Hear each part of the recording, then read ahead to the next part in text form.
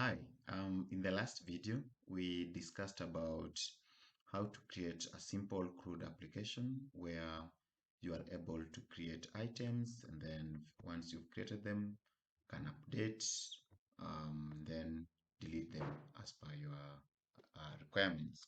So in this video, I'll show you a simple use case where, for example, we want to make sure that these dates are readable to a normal, to a normal user, not a tech guy. So E2 provides has an component called the formatter. So if you're not aware of this, just part of the internationalization um, namespace.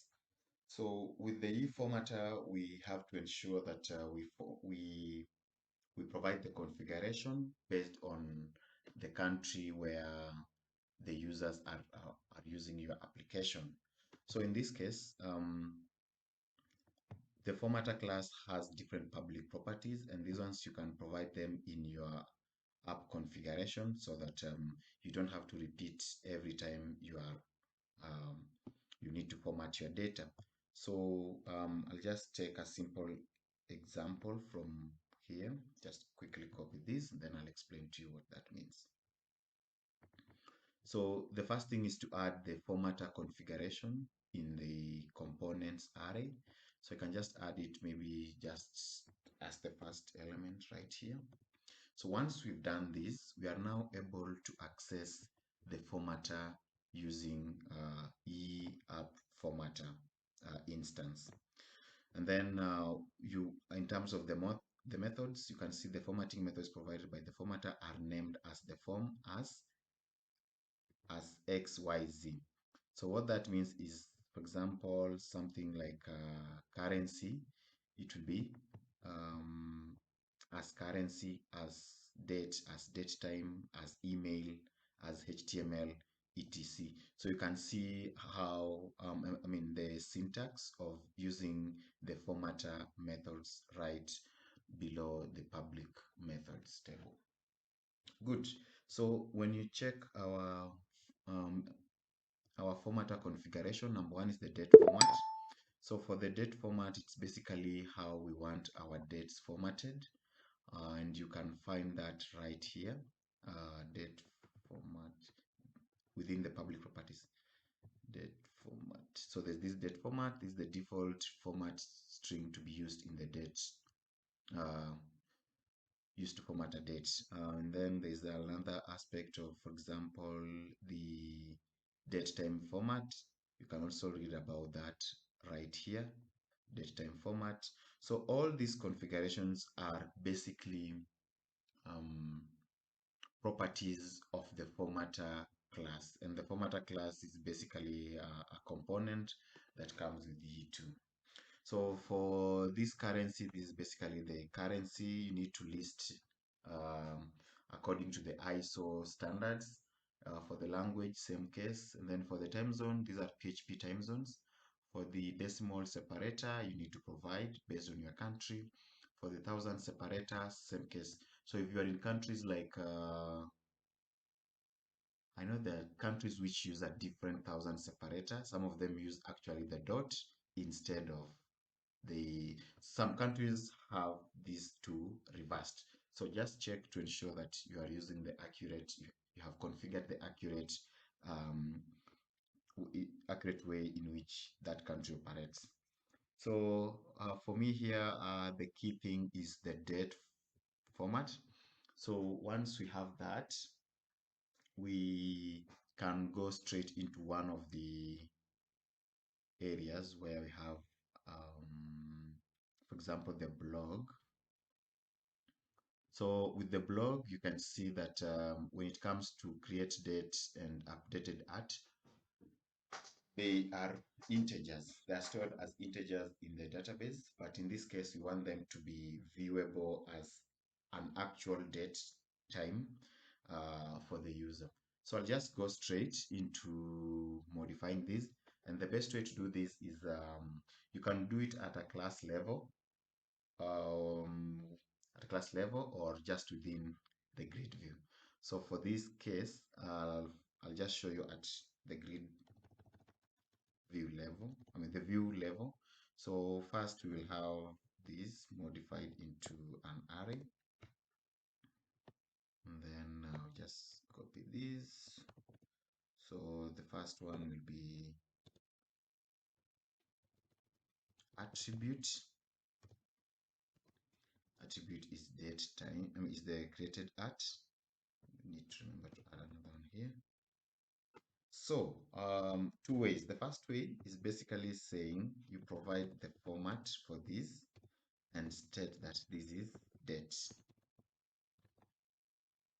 So when we refresh in our application, you can see this one has been formatted as a date.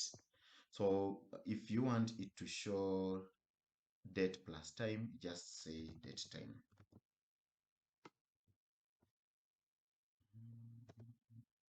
So you can see that, right?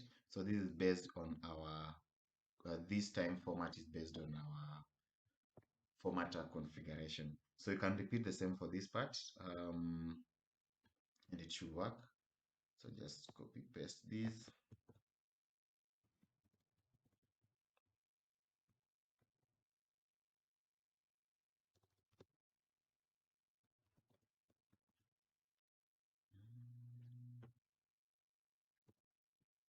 Good, and you can see there we have our date formatted. So if we were to I think we need to do something first to ensure that the dates are updating nicely. So I'll remove these two from the form. So when we update these, just update the two and then save. So you can see we have we have updated it at this time 846.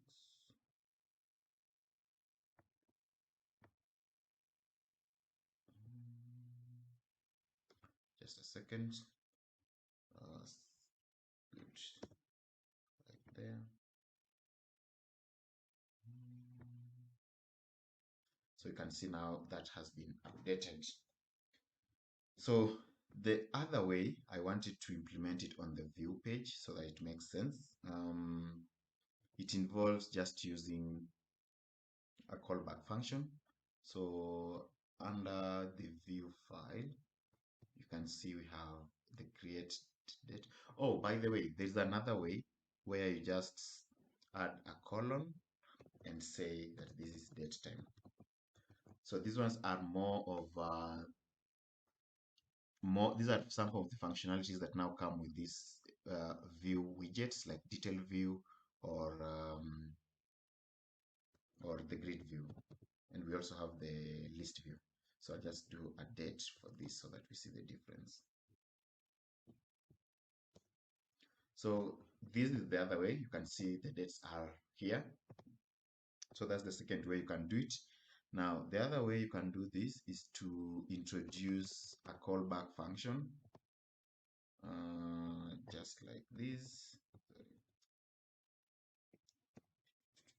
So this one will be attribute. So the attribute is this.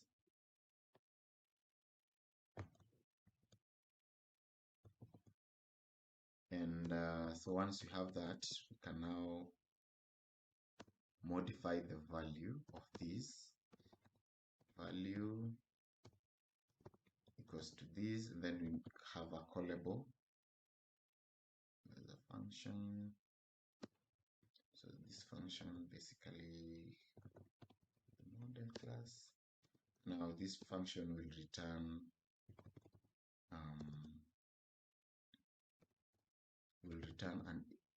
a formatted date, that is y up, and then now the formatter component, and then for the formatter component we call the as, for example, as date time method, and then we pass in model model updated at.